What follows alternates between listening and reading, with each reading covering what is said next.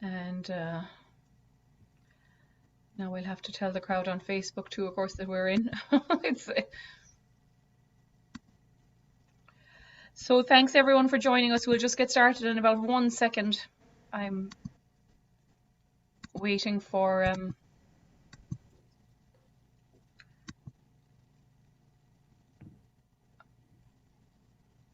sorry, I hope my computer isn't acting the maggot. It kind of is.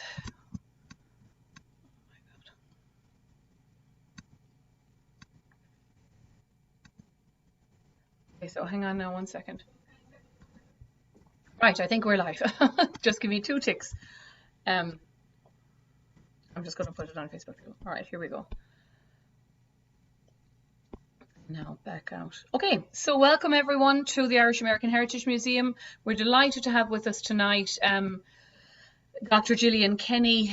This is a fantastic talk, I think, for our museum tonight, because of course not only is March Irish American Heritage Month, but it's also Women's History Month, and so Dr. Kenny is a perfect blend for us. She's a specialist in the history of women in Ireland and Britain during the later medieval and early modern period. She wrote one of the first and certainly one of the most comprehensive books called Anglo-Irish and Gaelic Women in Ireland from about 1170 to 1540. And that traces Gaelic and English women's lives during that period. She's a research associate at the Centre for Gender and Women's Studies at Trinity College Dublin, and she has taught on magic, witchcraft and saints' lives. They're probably all intertwined, you know, in a weird way, in medieval Ireland. She is interested in researching and writing about the effects of cultural exchange, colonialism, and the history of those who were deemed outsiders in pre-modern societies. She's often called to speak both on Irish and English programs as an expert guest, and has appeared on many podcasts. And as I say, we're delighted to have her to celebrate both Irish History or Heritage Month, but also of course, Irish Women's History Month. Sorry, I'm falling all over myself.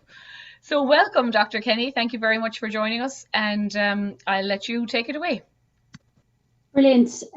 Thanks so much, Elizabeth, and thanks for the invitation to speak. It's the latest I've ever spoken, as I mentioned to Elizabeth earlier. So, you know, if I get mixed up or nod off in the middle of it, forgive me. Hopefully I won't. So I'm here to talk to you about a massive subject. I didn't think too closely. I should have narrowed it down a little bit. But what I'm going to talk to you about tonight is about how women interacted with magic. And it's going to be a fairly quick ride through, and we're going to move from periods to periods in history. But I'm hoping at the end of it, you'll get a good idea of where women and magic intersected in Irish history. And some of it may surprise you, and some of it may not. So we'll start off by talking, of course, about what is magic, and especially as it is wielded by Irish women.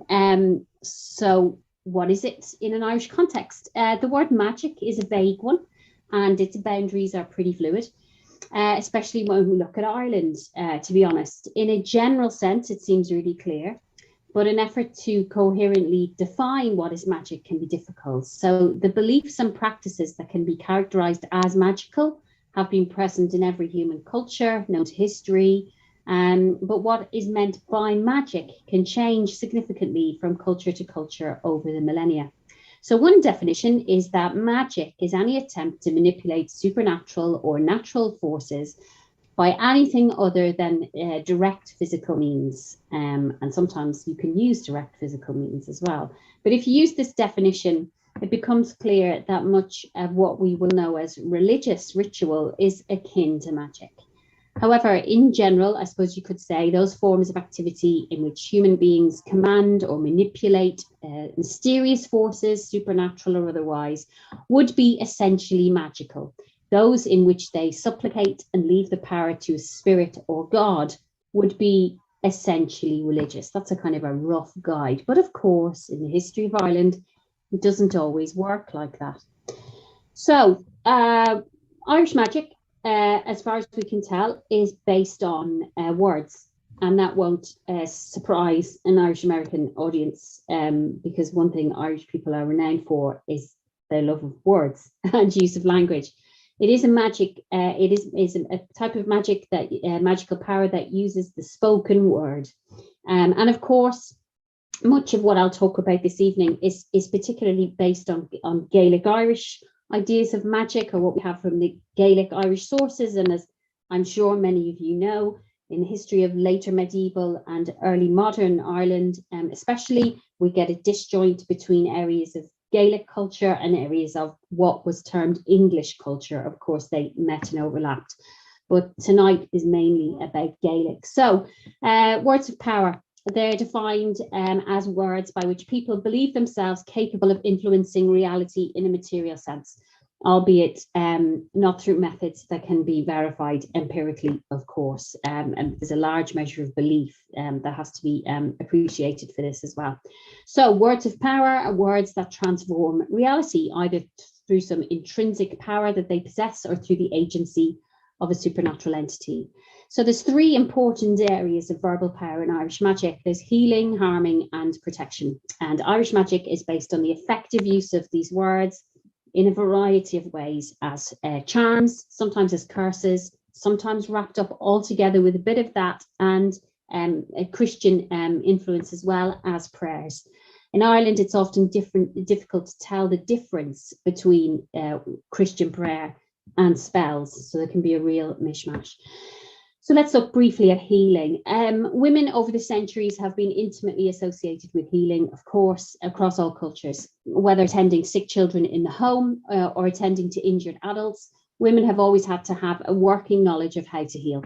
It's highly likely that their practical knowledge in Ireland was bolstered by the use of magical charms, which was a widespread practice, not just in Ireland, but well, basically across Europe. Let's have a look at the type of healing magical practice which we know was used by Irish people, particularly during the medieval period, which is where many of our sources for magical practice come from. So this is from a manuscript in Trinity College Dublin, which is known marvellously as H3-70, which is not very romantic at all. Dates from about 1336, and it contains a miscellaneous amount of texts in which there are charms and spells of various dates. You can see I've highlighted in the red here about a talisman that you place in the right hand and let it be folded around the knee of a pregnant woman, and she will not die then. So that's something that you'd have text written on with the words of power. So it's a translation of it. So in this collection, we see the magical power of the word, but also its power when it's written down and used as a talisman against evil. The power of the spoken word thus continues on the written page, as in the spell prayer. It's highly likely that women in their role as nurses and to a certain extent as surgeons and whatever else happened around the home would have used things like this in order to speed up healing, or spoken charms. So this is the kind of stuff that you see, and there's loads of this stuff that's around about trying to heal, about trying to protect. So these kind of texts are about trying to control the randomness of the universe, of bending reality to fit your wants and desires. And it speaks to us across time of the kind of problems that people had and the attempts they were making through supplication, through the use of supernatural forces to try and offset these problems that they had. For women, of course, some healing charms were more important than others, particularly when it comes to things like childbirth. So women were most at the mercy of these random forces in the universe in the messy business of childbirth. There's obviously a very high mortality rate, and you do see a lot of magical use around childbirth, about wanting to survive childbirth.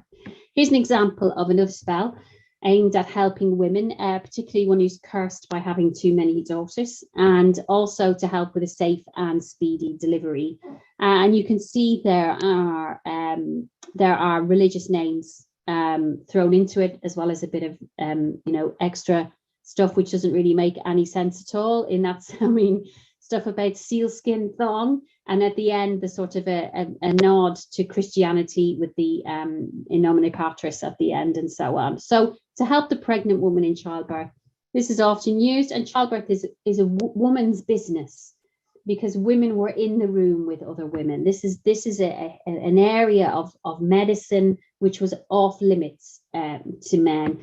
And midwives, those women who facilitated birth, were often viewed with mass suspicion. In later period, when witch hunts spread across Europe, you see midwives often suffered quite heavily because it was seen as a very secret branch of healing, and what men didn't know about, they often feared. And it was often seen as the women who healed could also be the women who harmed. They had that kind of magical knowledge. So there's an element of fear there as well. So women are at the forefront of they are the ones who deal with sickness, with injury, the ones who deal with death in their households and in their communities. We see them murmuring over the afflicted and seeking preventative care for the dangers of birth. Perhaps they performed the charms out loud to save loved ones, because the thing about Irish magic and Irish magical doings is a lot of the older certainly inheritance of magic seems to have been designed to be said out loud. So it seems to be an element of performance there, and they're often written with a kind of an internal beat to them. There's a lot of repetition, so they're designed to be kind of seen, to be heard. So there's this one here. So it's quite violent in its use of words. So this is from a book called The Larbrack. You see a picture of it there in the Royal Irish Academy. This piece is from about the 15th century, but of course there are collections which have been floating around for a long time. So it's an older charm. So I strike a wounding, I halt a swelling, I heal strike against a disease, against the hound which seizes, against the thorn which pierces, against the iron that strikes. There's an element of power in naming what you're afraid of as well. The lines read as enumerative, verbal banishing of or battling with diseases, wounds and their causes. The energy that ultimately went into such violent metaphysical battles may have matched or even exceeded the energy which made the wounds. So there's a performative element to this kind of magical practice as well. And one can imagine women and men, but women dealt a lot with injuries on a day-to-day basis and sicknesses, saying these. So women use magic to heal and protect. They will also have sacrificed a lot more to ensure that their communities stay protected, because sometimes words are simply not enough to protect oneself, one's family and home against malevolent forces. Sometimes the type of protection that was needed was deeper and much stranger. Women were at the heart of this activity, it seems.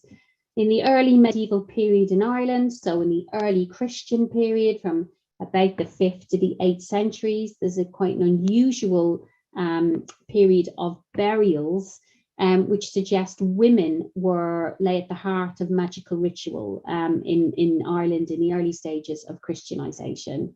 There's an early medieval grave at Collierstown, a place in County Meath on the east coast of Ireland. And there was a burial. This burial is very unusual. It's of a mature adult woman in a grave lined with timber, which is exceptional for that time. But added to this is the fact that the grave contains burnt grain, and that indicates a purification ceremony of some sort. The archaeology has suggested that this burial and another one at Ballygowan West during this period, also of a mature adult woman, were of Romano-British or Anglo-Saxon women who had possibly moved to Ireland and founded dynasties. It's been theorized, it is only a theory, that these women, through their unusual internments, linger in the landscape as protective ancestral spirits. It is interesting to speculate about why mature women were chosen. Were they mothers or grandmothers of local inhabitants in a new settlement? They were obviously burials of enormous importance. Another burial around this period at the Curragh in County Kildare focused on a central grave amongst several. And again, it's of an adult female. When the grave was opened, it was discovered that the body was spread in the grave and not bound, as would have been usual, and the head was pressed against the top of the grave. Horribly, the woman was buried alive. Again, there's a theory about it that she was buried as a sacrifice in some sort of ritual, or was she a practitioner of magic? And she was buried alive as a punishment for that. Was it a kind of punishment for going against what was happening in a rapidly changing society. Or perhaps she was sacrificed for the good of the tribe, perhaps at a time of want. Once again, the interest here lies in the fact that the body was female, and it may be possible to postulate a link between what would have been considered at the time older women and supernatural meanings. The majority of burials in medieval Ireland, in which the bodies, for example, are laid face down, which is a deviant burial, they're women. So there seems to be something happening. I'm not entirely sure what it is, but women are being buried. Certain adult women are being buried in unusual ways. Now, why? Were they exhibiting behaviour that acts against common social values? That can mark a deviant grave. For example, you get deviant graves of people who were considered vampires. That's happened. People who people were worried that the dead would rise again. Other deviant individuals can include people suspected as witches, criminals, suicides, disabled individuals, diseased individuals, or people who suffered an unusual or violent death.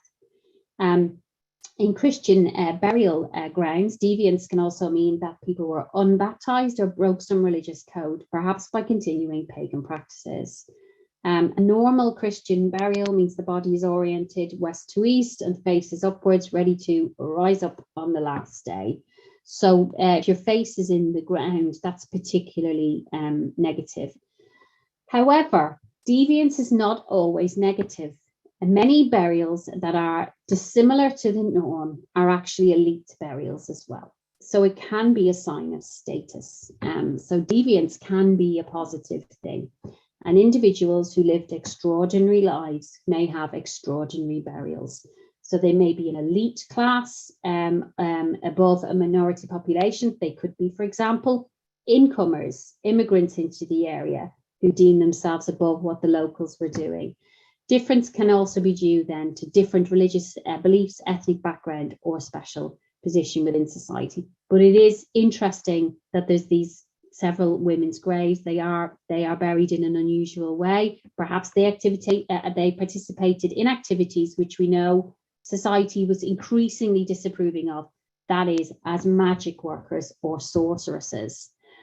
From what can be discovered about people's lives in medieval Ireland, magic seems to have been practiced extensively around the home. The home is the woman's domain, and it seems highly likely that any superstitions and magical practices centered on the home were directed and managed by women. People's lives in this medieval period were bound around by customary practice, by social norms and adhering to them, conventions, by religious beliefs, and sometimes thin layer of belief often provided by Christianity, but also they lived lives which were often bounded by superstition and belief in the magical properties of things, which is kind of an interesting subsection of magical belief in Ireland. So it happens in other cultures as well, and basically in early medieval Ireland we think that people often saw certain objects as being imbued with the personality and power of the people who used them, generally women, and that they had an ability from that to shape people's lives. And I mean, you only have to think of saints' relics and the power given to them to understand how people felt about these kind of very workaday objects, which seem to take on these powerful beliefs. So what's interesting in this period is that when people abandoned their houses, the abandonment of houses seems to be marked by the deposition of domestic objects, such as quernstones, wooden troughs, and plough implements in pits or wall slots. And these type of objects used in the production and preparation of food were practically and also metaphorically associated with the household itself and were used mainly by women for the benefit of the household. So the picture on screen is a reconstruction of what's called Deer Park Farms, which is a medieval settlement in Ireland. Here they did a really comprehensive dig and found evidence of these kind of ritual deposits. There was an oak trough with a wooden shoe shoe last inside it. Again, there's a lot of evidence of a link between protective spells and shoes, and that's across Europe. It happens a lot in England as well. So that seems to have been deliberately left behind on the floor of a small house. A wooden trough with Irish literary sources implies a woman's property and used for kneading dough or presenting food, was about 150 years older than the house and could have been one of its kind of cherished pieces. So its deposition was not accidental. It seems to have been a powerful magical object left there for a ritualistic reason, perhaps supplication to ancestors. Cornstones, which are used for preparing bread and cereals, which are a very important aspect of the Irish diet. They figure largely, of course, in household implements, and food preparation is a woman's task. So these kind of objects would be associated with generations of nurturing by women of their families. Broken and smashed cornstones are known in numerous settlement sites. In anthropological terms, deliberate or structured deposits can also mark key events in the life of a house or the people within it. For example, the abandonment of the house, or perhaps the death of a key household figure. Perhaps a grandmother passed away, who was particularly powerful, and it may have been a cultural practice to deliberately kill the household's quern and leave it behind, perhaps if a house was also abandoned or a significant person died. So it appears to have been an ongoing practice in Ireland, certainly for hundreds of years, and was possibly done at the behest, direction, or at the very least collaboration with the women of the house, because nothing happened within the domestic sphere that was not organised by the women of the community. When thinking about magic and the practice of it by women, you're often struck by how much of it is domestic focused. Spells to protect in childbirth, spells to heal and protect children and husbands, and even more ordinary ones, which can also have been tried out by non-professionals. For example, there's one text in a legal collection, and there's a charm which is apparently uttered by an unborn baby on behalf of his mother, who was craving ale but was being denied it. So in the text, the baby utters the charm from her womb, but when you look at it, you think to yourself, you wonder if someone ever tried it out themselves. It is a magical charm to increase the amount of ale, and after you say it, apparently the hoops of unopened vessels will burst.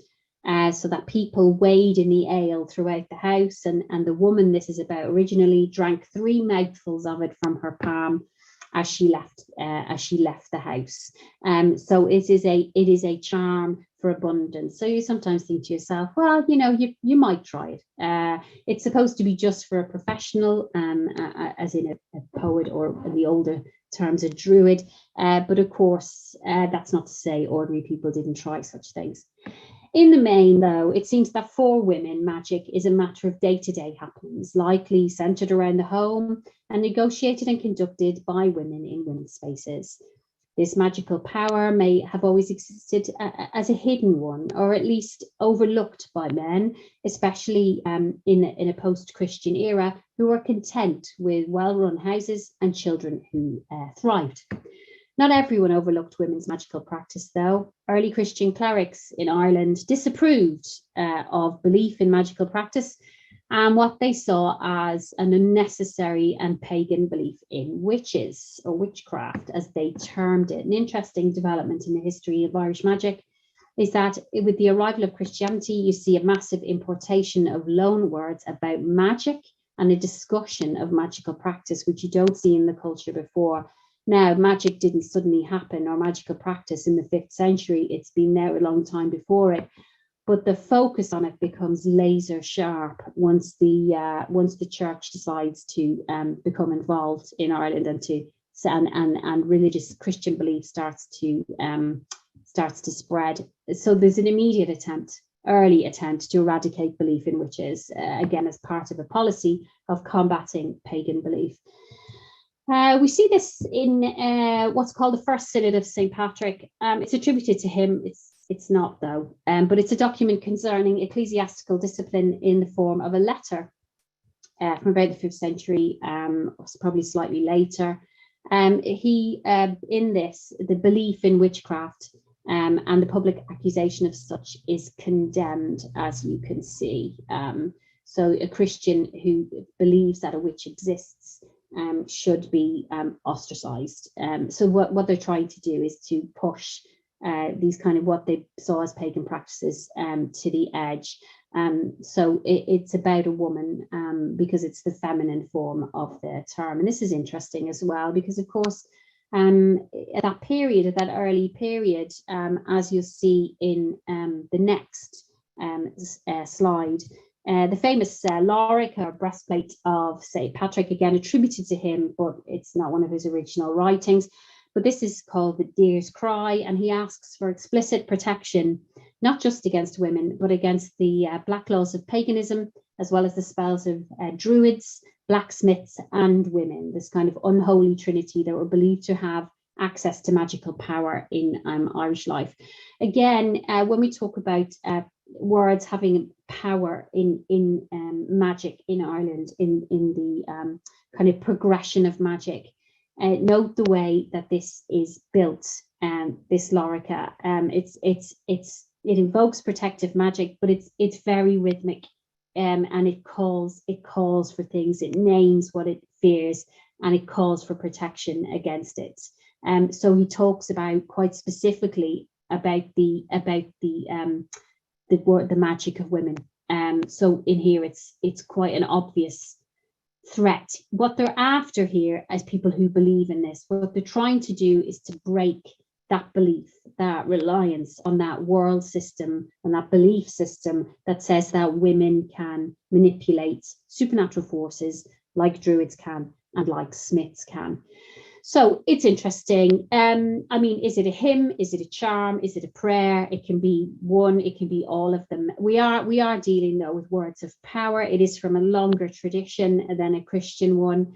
And again, these words are believed to have the power to transform reality, either through some intrinsic power that they possess or through the agency of a supernatural entity. So eventually, the Druids were overcome by Christianity. The Smiths were overcome by Christianity, and their magic, what was left? The magic of women, who in an age of ascetic monks were dreaded and feared, as it was believed that they could lead godly men away from their calling and away from celibacy, and were often suspected of magical interference in matters of life and death, that is, in love and reproduction.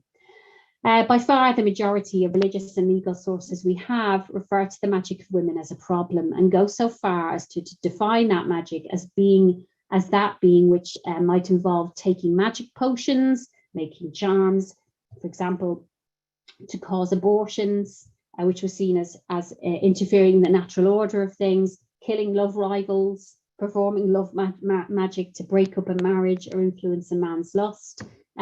They were also accused a lot of the time of causing impotence or perhaps inflaming passions in order to encourage adultery. So women who are seen in the early church as having uncontrollable emotions are being accused of getting involved in this.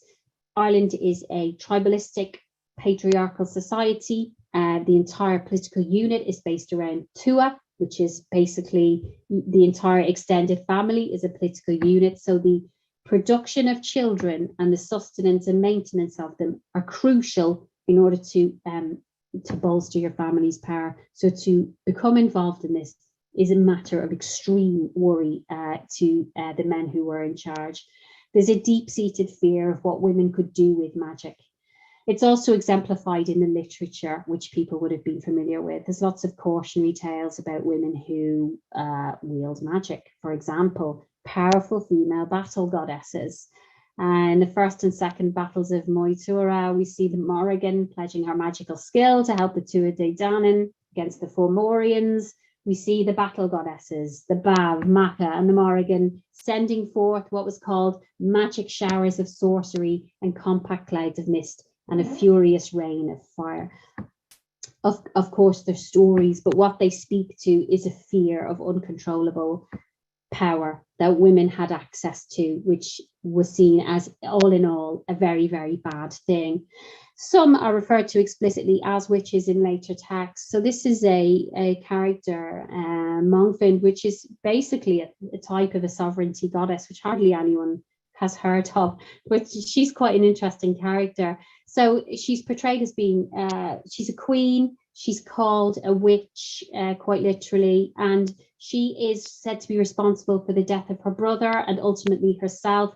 And this was a casualty of her scheming to get her own son on the throne. But as you can see there, originally, supposedly Samhain, what was named called Halloween, was originally the feast of Mongfin, and women and the rabble make petitions to her. But if you read the original story she's in, she has very strong divine roots. She appears to be a sovereignty goddess, and in the Irish tradition, a sovereignty goddess is the one who decides if a king is worthy. And she decided the king was not worthy, but it's been retooled in these later post-Christian tellings. Here, the word witch is used as a weapon, a careful choice of vocabulary to degrade and subvert the divine nature of a goddess to something evil and demonic. But it is interesting because there appears to have been a folk tradition which worshipped her, not worshipped her, but, you know, cleaved to Mongfin throughout the later medieval period. So she's an interesting character. Now, some women who did magic were bad, like this goddess, but some women who did magic were good, like this woman. Here she is, St. Bridget, Mary of the Gale, as she's known. So cautionary tales are told about goddesses and fairy women in the tales, but other women are venerated, even when they use magic, because it has a Christian gloss on it. So there's a genre of literature in the medieval period called hagiographies, and they are lives of saints, which you get for the Irish saints. And if you read them, and throughout the pages, you see instances of magic working. So here's a story about St. Bridget from one of her lives. She has a few of them, and it concerns her using magic to influence love, which supposedly the clerics hated, but not in this instance. So it's described as a man who his wife hated came to the saint for a charm to make his wife love him. The saint blessed some water. She said words of power over them. No matter what it was, if it was just a blessing, still words of power. And he sprinkled his wife with it. His wife then fell madly in love with him. In fact, she fell so madly in love with him that she wouldn't leave him alone. And he used to go fishing, and she would walk into the water begging him to stay with her. So it worked very well, as you would expect from St. Bridget. The reference to a charm in this work is remarkable, because the genre of hagiography usually shows a complete disjoint between saints and spells, because spells are associated with pre-Christian or non-Christian people. But in this context, it's seen to be okay. And the word used for charm is quite obviously that kind of word that's associated with pre-Christian magic working. So it's a remarkable story. Another remarkable story about the saint is one in which she used destructive words of power in a reproductive sense. So one day it said that the saint met a young woman who had an unwanted pregnancy, and Bridget, exercising, quote, exercising with the most strength of her ineffable faith, blessed her, caused the fetus to disappear without coming to birth and without pain. This is from a version of her life around 650 AD, and that's the oldest account of such an event in Ireland. So basically, Bridget unmakes the fetus, and again, she's said to have made a gesture, used words of power, which had a material effect on the physical world. She basically worked a spell. It's a huge deal to have this happen. Enshrined in the medieval Irish legal code is the fact that a wife could be divorced if she procured an abortion for herself.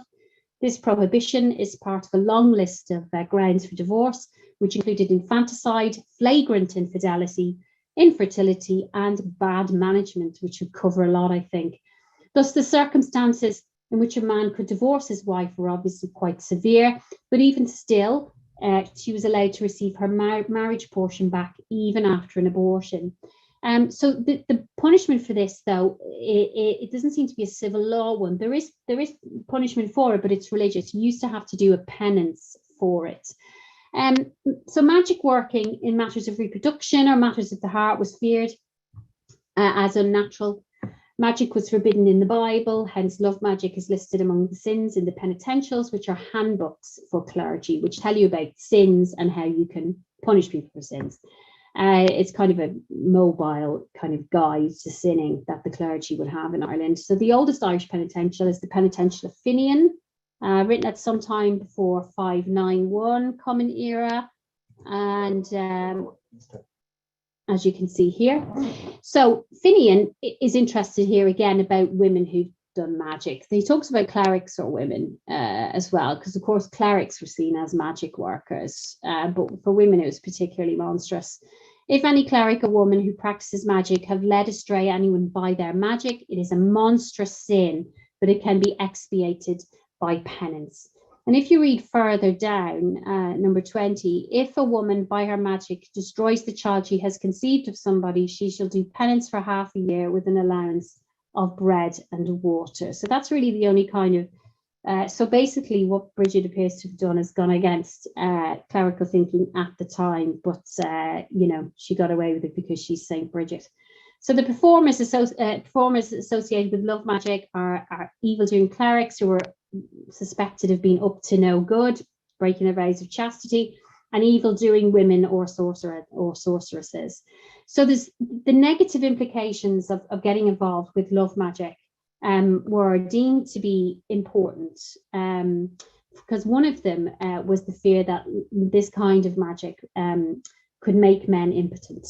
And this is a fear that had real world consequences because the lawyers got involved against this sort of destructive magic. And this leads me to something with the greatest name in a law code I've ever seen. And this is called the supernatural attack of the bed. That's actually its name. it's in a law code.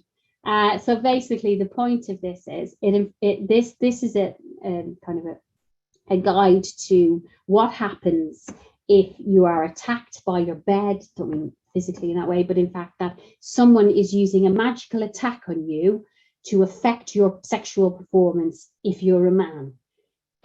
Because of course it has to be someone else's fault, and it has to be magic, which is causing this issue within the marriage bed. So it can be carried out by a third party. It can be carried out by possibly a woman who wants to destroy the relationship.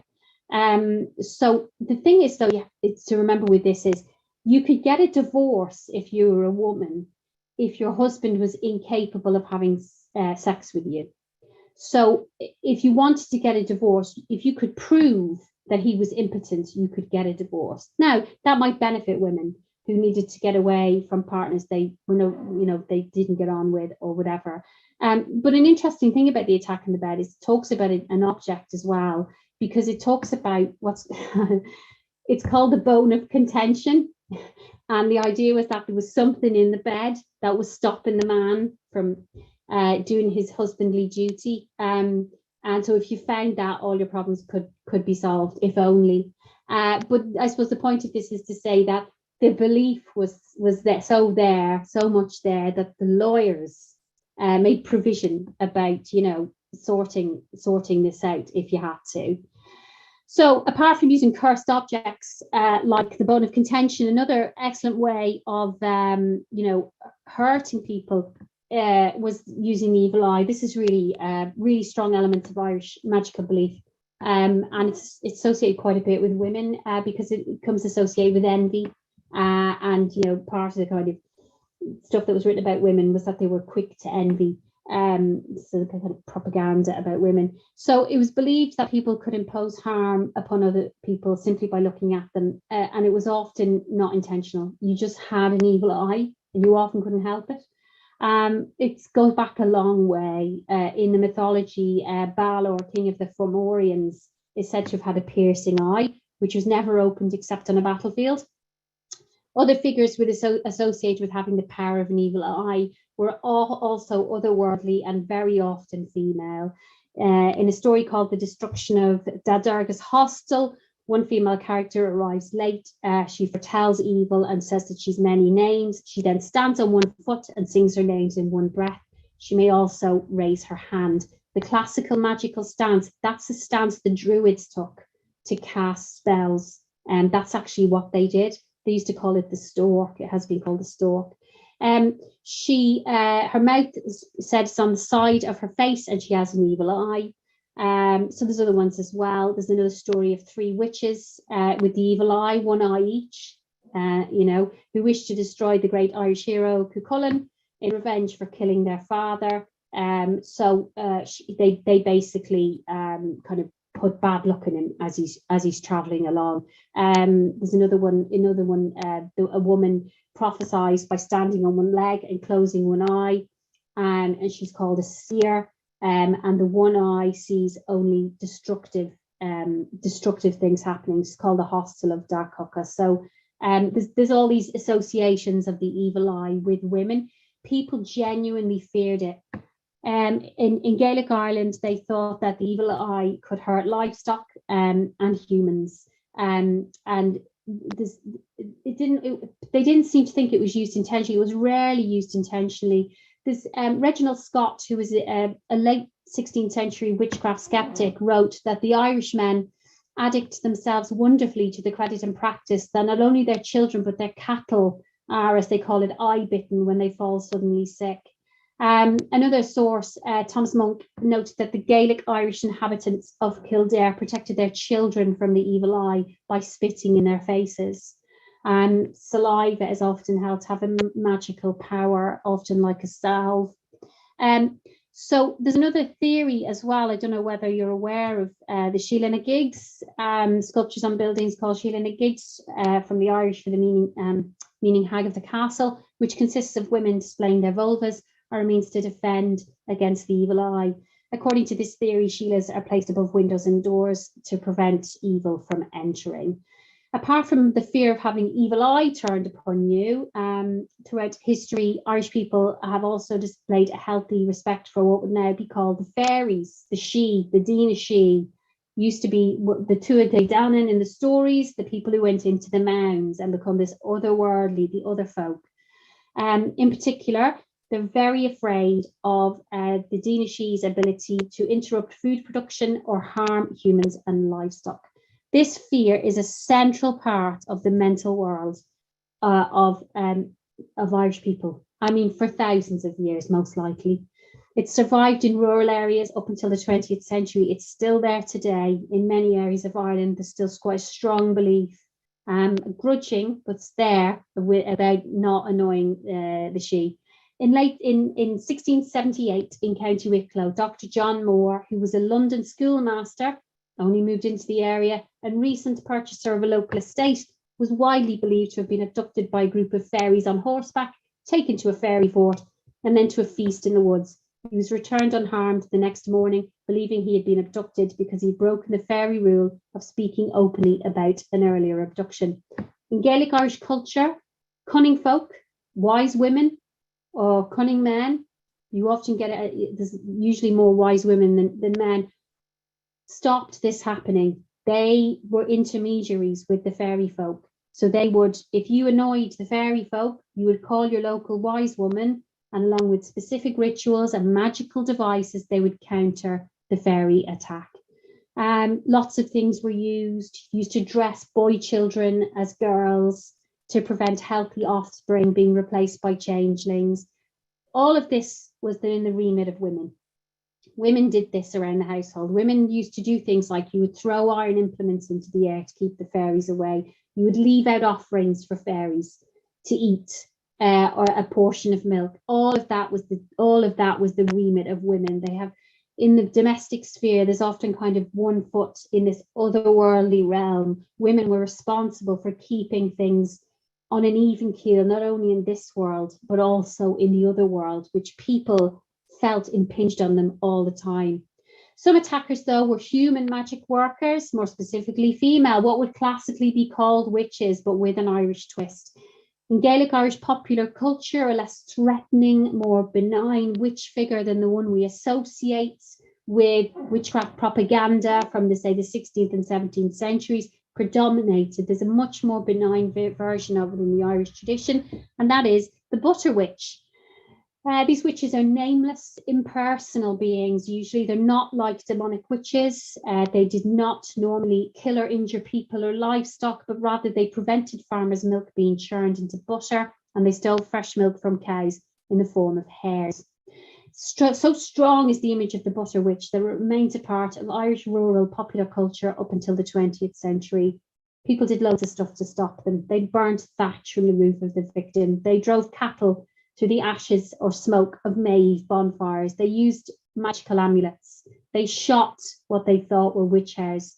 And you'd have these stories about old women being found, then they'd been shot, but they'd been shot when they were a hare, and then they transformed back into a woman.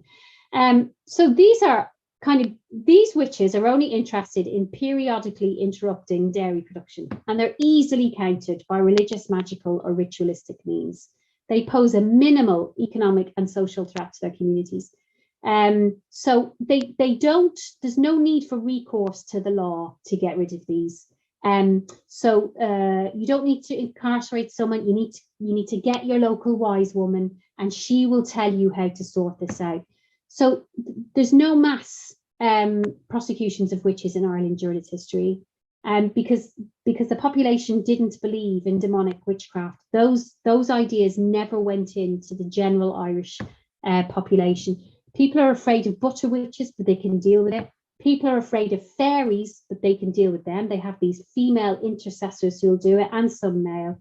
And they're afraid of the evil eye. But in all of these cases, you have magical practitioners who were largely female, not always, who would act as a buffer. So the witch, the figure of a female magic worker, was actually quite a positive thing in the Gaelic mindset, which is why you don't have witch hunts in Ireland. You have a few in the 16th and 17th centuries. They're really sporadic. They happen because you have large influxes of Protestant English and Scottish settlers. They're bringing in these new ideas, but even still you have 3 or 4 trials and hardly anyone dies. It doesn't go into double figures over the entire medieval and early modern period.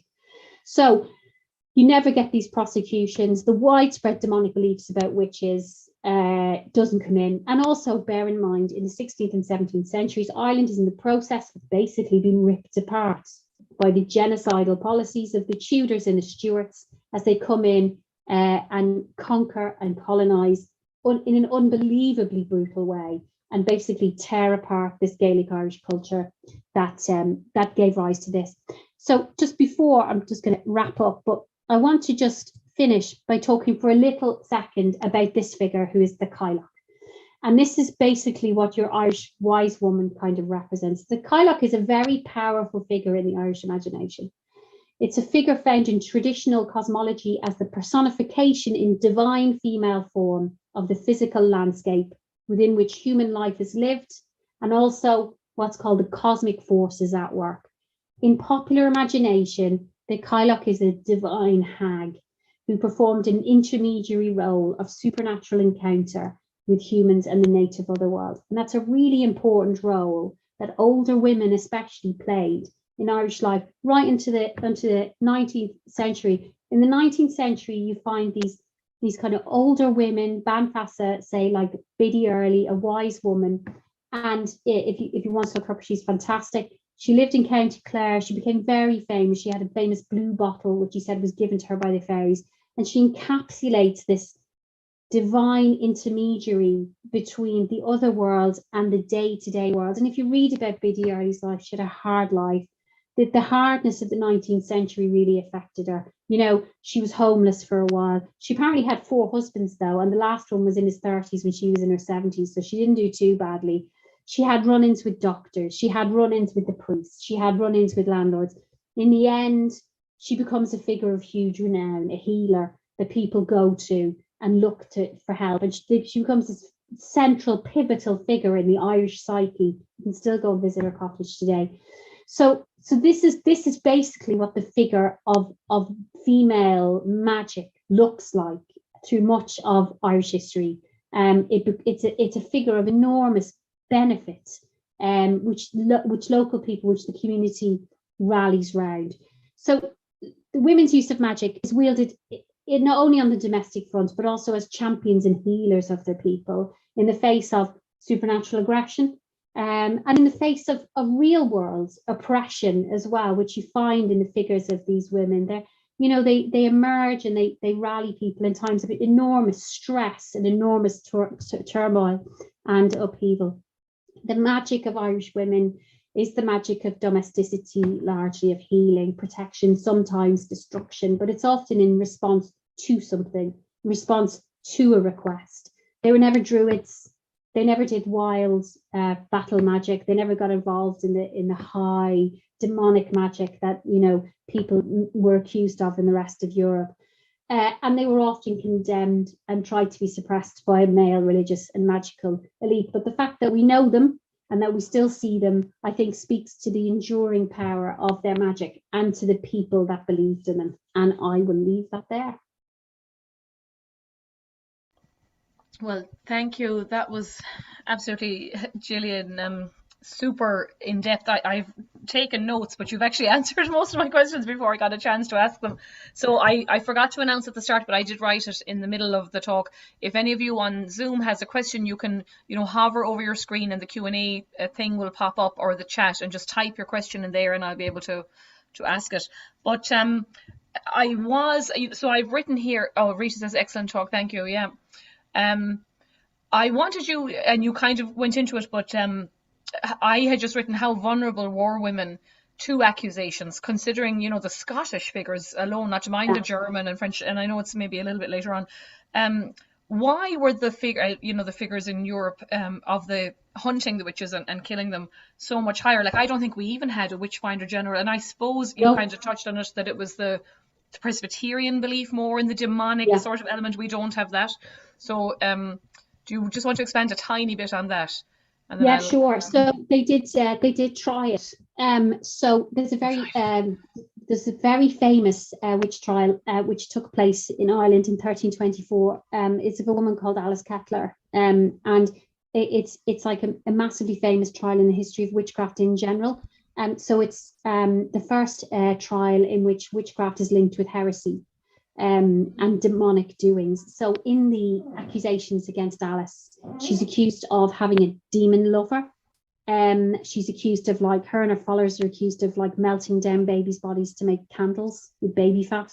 I mean, all this terrible, nonsense that was wheeled out in the 16th and 17th centuries. It's tried out here. Now it's an interesting trial because, first of all, Alice is really wealthy.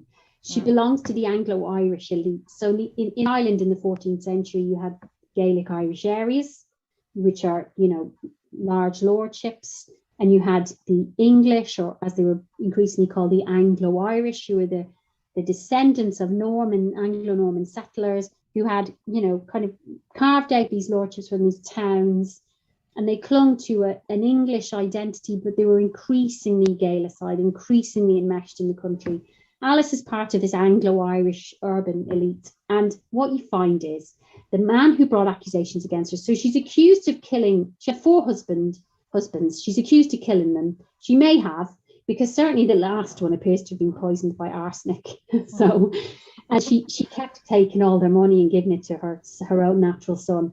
So her stepchildren brought accusations against her that she killed them, she's used sorcery. And then an English bishop, her local bishop, who's an Englishman, took that and ran with it and started saying she'd a demon lover and she was a heretic. And you can see in the records of the time, they just turn around and go, basically, how dare you, an Englishman, tell us what to do? I mean, that's basically what it amounts to. Eventually, Alice escapes. Some of them do get burned to death, unfortunately. But it's a massively, it's a watershed moment in European witchcraft for the fact that they brought these accusations of heresy. They've said women are having sex with demons and stuff like that. But it's also a watershed in Irish because they don't try to interfere again. Ledreed eventually gets kicked out, and it doesn't ever, these demonic beliefs don't go into the population. Now, partly it's because Ireland was fragmented, and because you couldn't have that centralized peaceful area through which beliefs like this would disseminate. So it never actually caught on it was because I think it was so politically so culturally fragmented, and because there was a real resentment of anyone daring to poke their nose in. And if you're resentful against English people for poking their nose in, you're going to be twice as resentful as some Dominican inquisitors sent by the Pope in Rome to pull you up. So didn't happen. It happened in 16th and 17th centuries. We have some, very few though, like about 3. And only very rarely was Florence Newton was supposedly executed down in Cork in Youghal, but she was put up on witchcraft trial. That's in the late 17th century, because basically Florence Newton was behaving in a way that was deemed inappropriate. So they said she spread witchcraft through kissing. She would kiss people. So it's like, being polluted by the female body, and there's all kind of, hang-ups about that. So as with a lot of witchcraft stuff, when it did happen, it's about deeper issues, I think, than simply women running to the devil. It's about crises within the society. Yeah, Rita had typed basically the same question to ask, about the Puritan element, and I think that's certainly Elizabeth Reed. I think Elizabeth, I forget her name now, but she wrote a really good book about the devil in mind or something. It's a small, tiny little book about the Puritans and just how like they internalized so much, what it says in the Bible about demonic possession and all that. Whereas I think, as you said, Catholic Ireland was actually not that Catholic at the time. We've had the statutes of Kilkenny and all those things. So people aren't catechized. And then why would you accept, the oppressor's view of things anyway? So it's actually one of the good things to come out of it, maybe, was that we didn't have a witch hunt. Because, we certainly had plenty of believers. Yeah, it is a bit of silver lining. I mean, Ireland has its own issues. I mean, absolutely, yeah. And then Sharon asks, Sharon asks, is there a difference between the hag and the crone? And I suppose, did Irish women believe in that 3, the cycle of kind of virgin and mother and crone, or how does that work out? Yeah, so in terms of how the goddesses were viewed, as kind of maiden, mother, hag. No, not when it comes to the kind of idea of a divine personification. So the Cailleach is the old woman version of it. And the reason I think it's important, and even I suppose for modern women, is that so often female power is seen to ebb the older you get. Especially, nowadays, and sure it would have done back then, because, your main power lay in your fertility. So in order to explain and supposed to make room for women in a society where your options are limited when you're over a certain age, the kind of transcendence of supernatural power, the idea that you could somehow tap into something even more powerful once your fertile years are behind you, is, I think, attractive to women then, and probably to women now.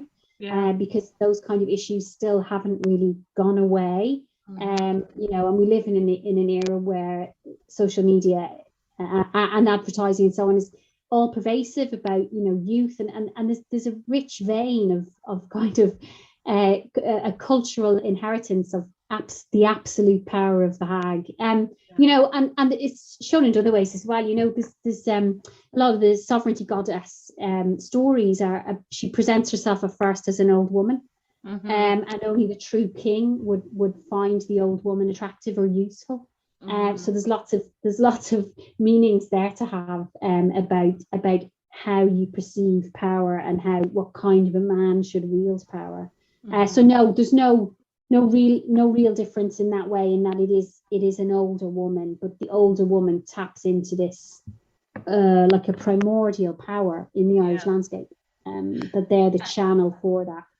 And Gillian, it sounds like you just said there, it's attractive to women to think like that, my best days aren't behind me, but it's actually probably intimidating for the fact, the same reason to men, because sometimes they might be widowed, so they might have more access to their own land, or so these women that are not governable, are quite scary.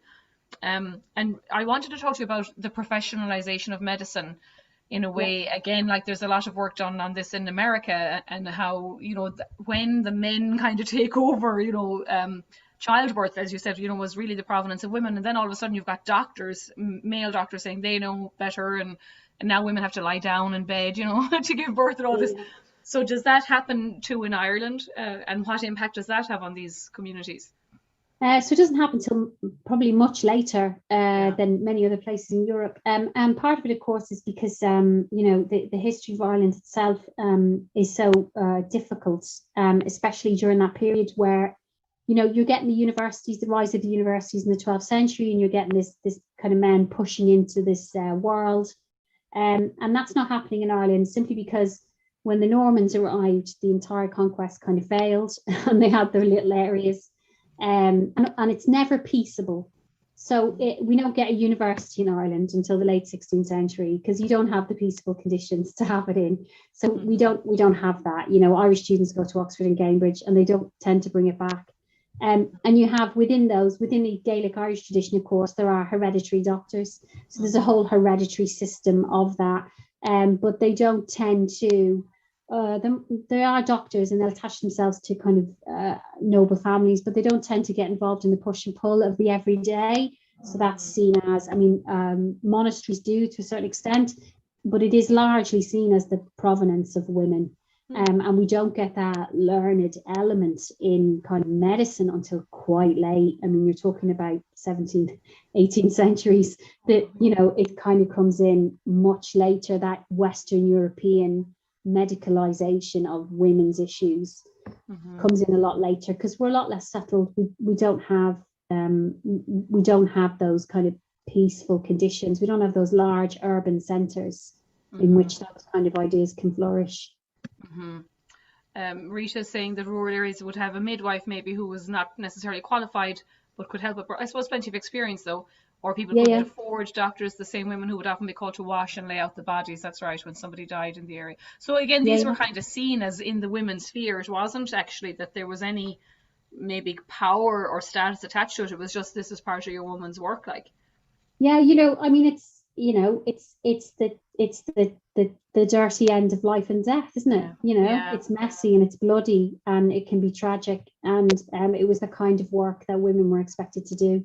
And around that, women would have had their own rituals and their own prayers, their own incantations, and their own methodology of doing stuff. So, it's the sharp end of life and death, and that's what I was kind of talking about when women were expected to make everything work in this world and in the next, and you find that sharp end, especially at childbirth, because death is always in the room.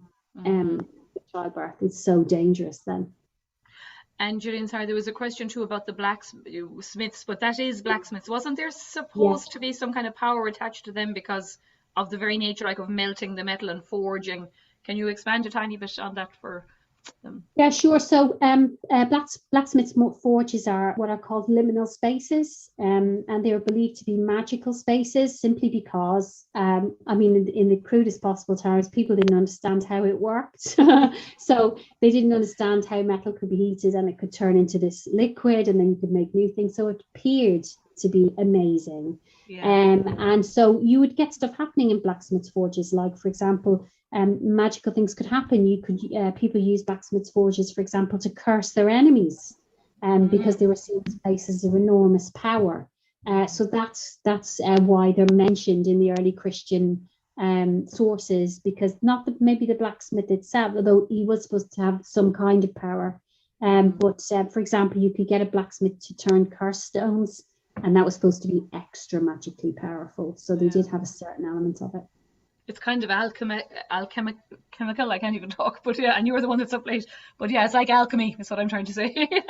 They're all threats because they represent a different way of looking at things. But of course, as we know, it never really worked in Ireland. You get this weird mishmash of paganism and Christianity that kind of stays forever. I was just going to ask you that. It's the fact of we talked about it briefly, and we won't stand too much longer because I know it's very late for you, the witching hour actually. How, I think you mentioned it, kind of as a throwaway comment, the Catholic Church then almost has more detrimental kind of effect on these, we'll call them superstitions or folk ways, or, however you want to call it. That, into the 20th century is maybe what all of a sudden manages to isolate and shame women, and women have to be churched after giving birth, and there's all the Magdalene homes. That's a very kind of ironic, I suppose, or sad comment, like that it was in our own independence is when we finally had a war on women, kind of. Yeah, I Yeah. mean, yeah, it's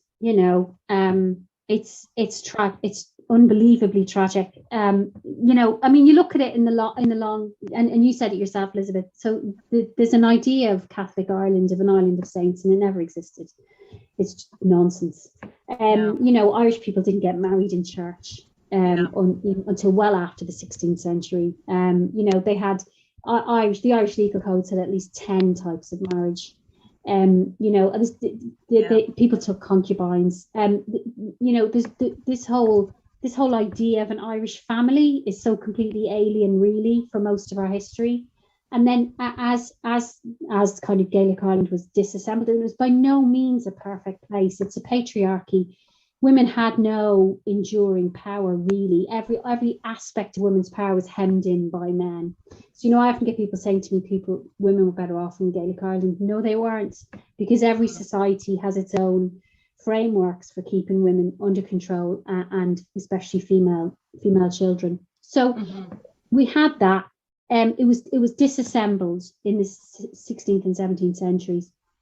This massive era of turmoil, genocidal war, in which an entire society kind of loses. We lose quite a lot of it.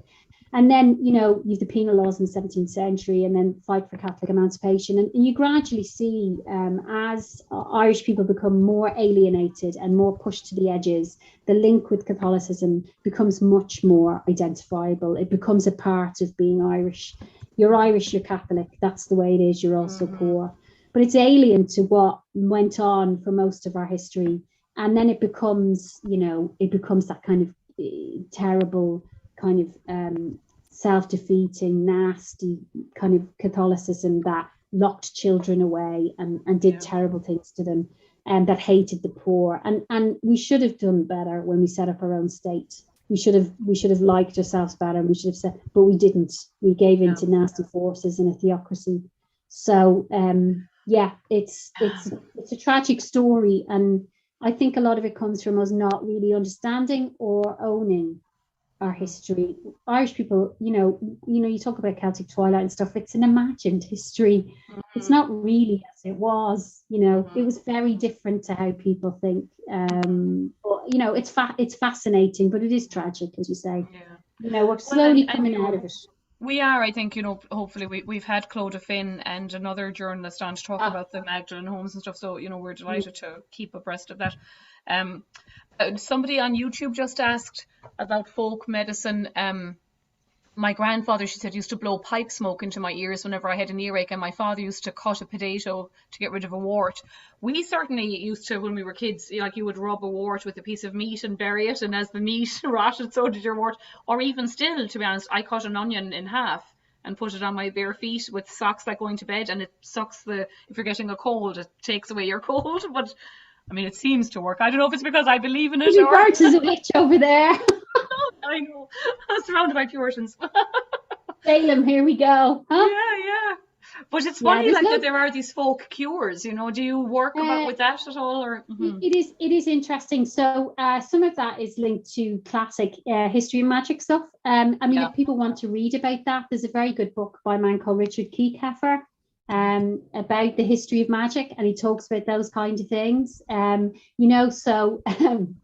Maybe things like sympathetic magic. So you do stuff. So for example, say why do you cut a potato? Is that to cut the wart off? So it's a kind of the action of what you want, and you put it on a magical object. So it's like linked to that kind of idea of magical objects having power. You imbue them with it. So it's kind of a general magical idea that you do find in cultures, which is kind of fascinating. But the Irish twist in it as well, which I always find interesting, is like the seventh son of the seventh son stuff. I mean, I know my father's my grandfather was one. Woo. There you go. So I mean, the number 7 is a classic kind of important magical number, which was obviously fastened upon. So it's a kind of a rich mix of outside influences and stuff that's come down to us. Our problem is, of course, excavating the pre-Christian stuff. because it's difficult. It's really difficult to excavate it. It's really difficult to know what they did, because what we have in terms of literary sources is coloured through a Christian perception. So it's almost like doing archaeology on words to try and find out what it was like. And so you do use, as I used in the talk, use quite a bit of archaeology for the earlier period. So we look at the smashed quernstones and go, what does that mean? Why did they do that? And look at anthropological studies from other cultures and go, well, they did it because of that, so it might have done that. But a lot of it is theory. A lot of it is lost to us, unfortunately. Yeah, and I do think there's power. You know, I remember if we lost something, or if somebody stole something from you when you were a kid, or, you know, whatever, my grandmother would always say to us, may the harm of the year go with it. And so there was kind of a power in releasing objects too, and particularly maybe with the cornstone, like if somebody that used to use it was dead, then, you know, maybe somebody else wouldn't use it as well or something. So it'd be better to start with a new one, you know. Yeah. You know what though? There's there's another option for that as well, because according to Irish law, you know, you could have more than one wife. So, and they would live in the same household. Jealous woman. So it may have been that even if the principal wife died, the one who came in, or, you know, vice versa, might have wanted her stuff destroyed. And maybe by putting it there, it chained her to it or something. I mean, who knows what the ritual thinking was?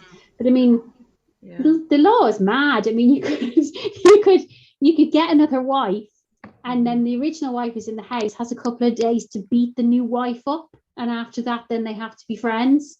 That's actually in the law codes. And are these the Brehon laws? Yeah, these are the Brehon laws. Wow, that we think are so fantastic. You've given a bit of a chance. It's like, listen, you've got 2 days. But there's limits on what she can do. Like, she's not supposed to draw blood, so she can slap her. So so I mean, it's you know, you read it and you're like, what? But you know, that's a rule for the elite, because, you know, you can afford to have, you know.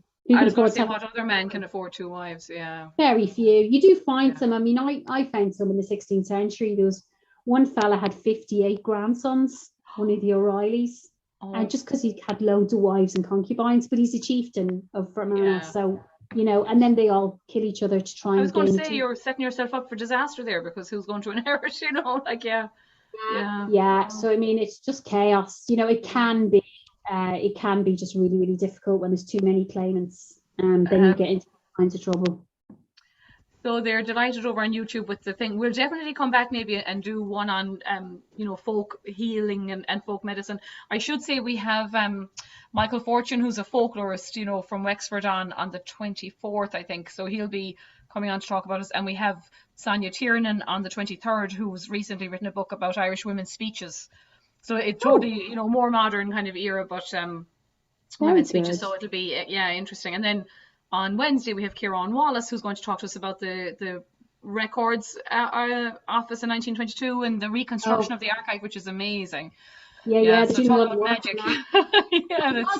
You've got a wealth of people. We have a coming. full program for March. You know, the Irish American. We're delighted to be able to, you know, use this month to get some of the history out there, and then of course some of the culture too, and the women's stuff.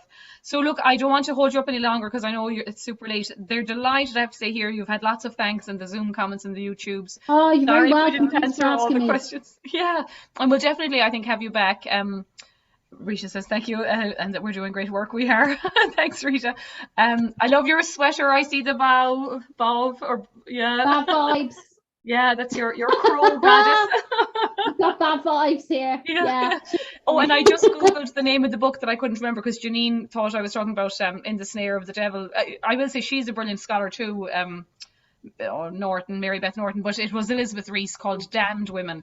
Tiny little book, but it really talks about it talks about like just how much the Protestants, God love them, particularly, you know, the Puritans here in Boston, internalized that whole, and so like they're kind of born suspecting that they might already be possessed, because just because you believed wasn't a cure against it, like, you know. So whereas the Catholics actually almost have the opposite. You know, it's very good. So but yeah, it's you know, I gave a talk the other week, and someone said to me, because the talk I gave was about how a lot of it was about how the internalized misogyny that you see in the Middle Ages and beyond is quite a lot to do with a lack of intimate connection. and a lack of kindness and love, really. And they were basically, the question was, is people who shut themselves off from that, is that the root of all evil? And I was like, well, it's the root of a fair amount of it, I think. Because you see this kind of disjoint, this hatred of physicality, you know, and it doesn't begin with Protestantism, but certainly, you know, it's fed a lot in that. And then, of course, you've Counter-Reformation, which is basically the same thing in terms of sexuality and physical expressions of love. So there's a kind of a stunting in that kind of emotional growth, I think, which takes place in that 16th, 17th century period, which is very bad for us. Yeah, very, absolutely. very bad for us. Yeah. Well, and you know, as I said, women came out okay. Like I read it was a novel, but it was based on that Matthew, whatever his name was, the Witchfinder General in Matthew England. Hopkins.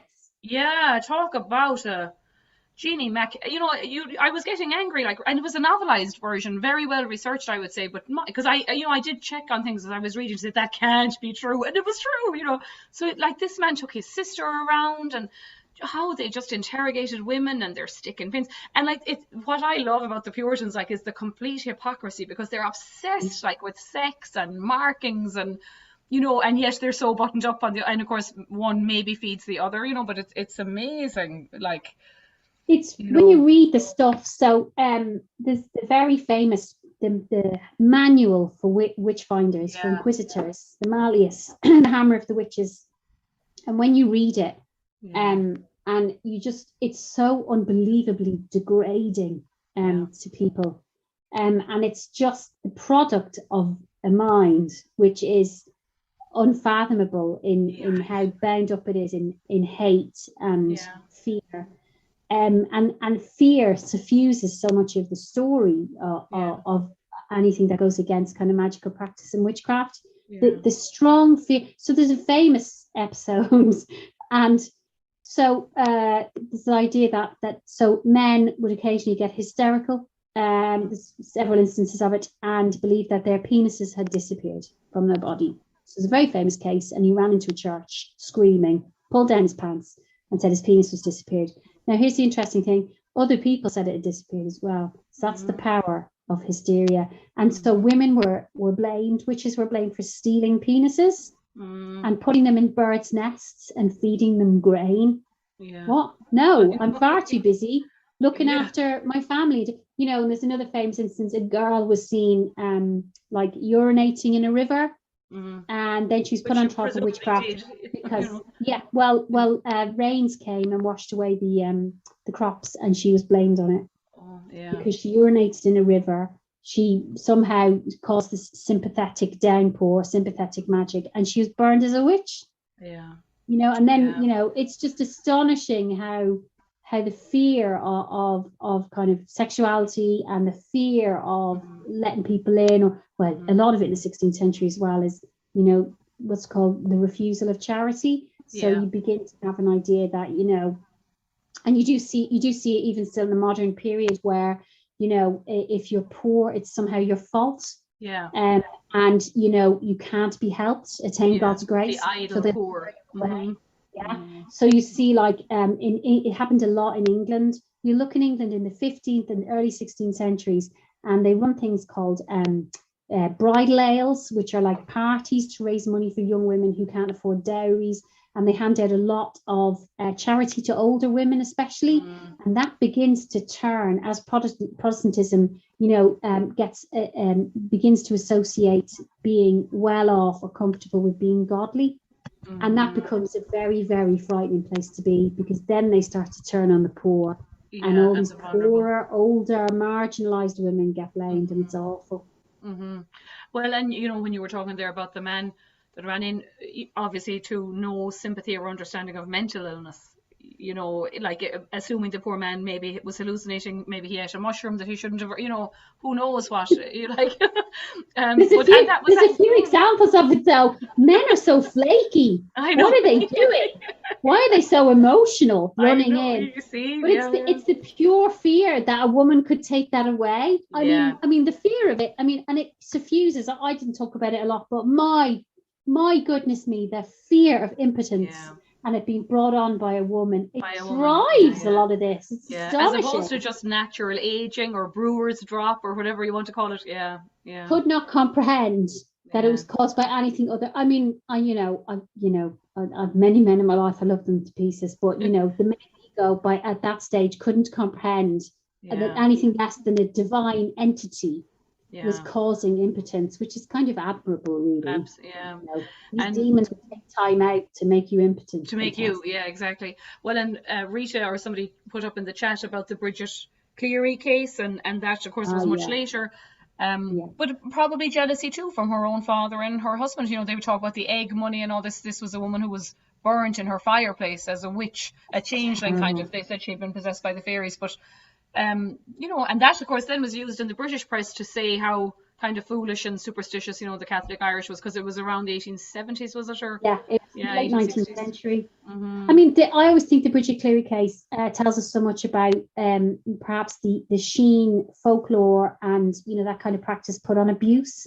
You think about babies, you think about children who are beaten for being changelings. Really? And she didn't have kids, isn't that right? So she was, this woman, she didn't have children herself, so there was probably stress on the marriage, she was only young, but her husband was, I think Bridget seemed to want a better type of life. Absolutely. You think about that, and you think about all the ones before who were caught in that. Well, I had to beat them because I thought they were a changeling. That could be that element that you could kind of hide crime in and abuse. And so, Gillian, I have to say it, as more women historians are writing and journalists and stuff, as we're bringing our lived experience as a woman who may or may not have gone through, it's interesting who's telling the story, because the same source as a woman will interpret that case maybe differently from how generations of male historians have been telling it, because the facts are reported in the paper, and yet possibly women I have identified with her and said, oh, there's an element of domestic abuse here, or there's, which, so it's interesting that as we get more storytellers, we'll get a wider lens on the stories too. I think that's an excellent point. And it is because, I remember being taught how to be a historian, and I remember being told by my male lecturers, you have to be objective, and that's impossible, I think, because I think an element of you has to at least understand or sympathize or empathize with the subjects you're looking at, and you have to be able to go, what would that have been like, in order to fully imagine it. You're not putting words in your mouth.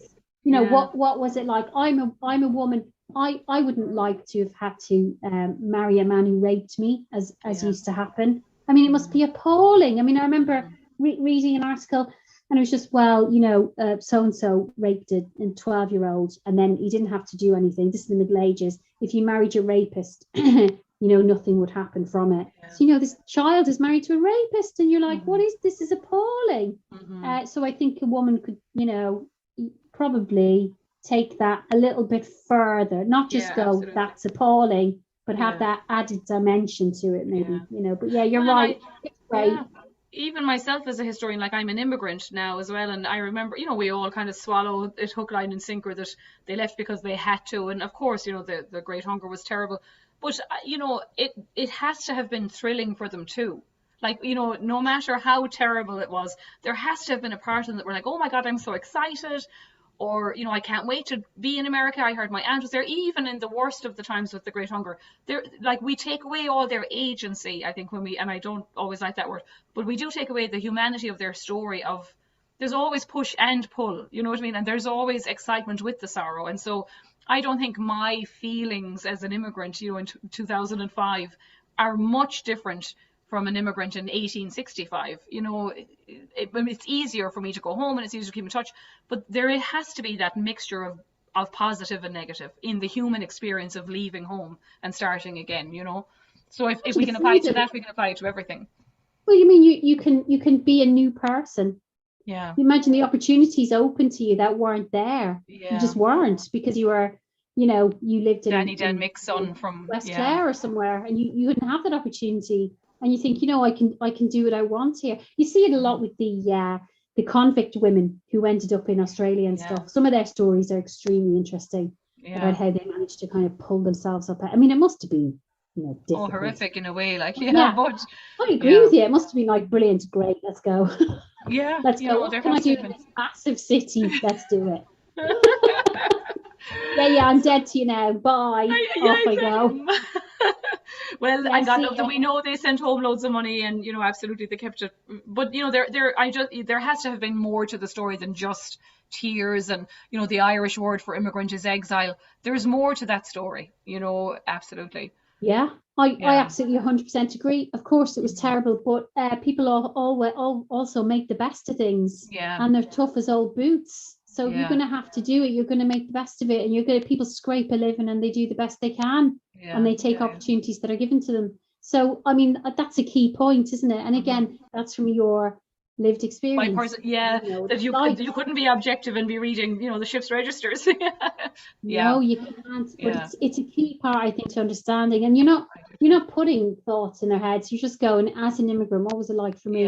Well, and you're not limiting your sources. Like, you have to read sources from both sides of the divide if there's an argument, or but I do think it makes us richer as historians if we are thinking about it like logically and humanly, as well as I can't but empathize.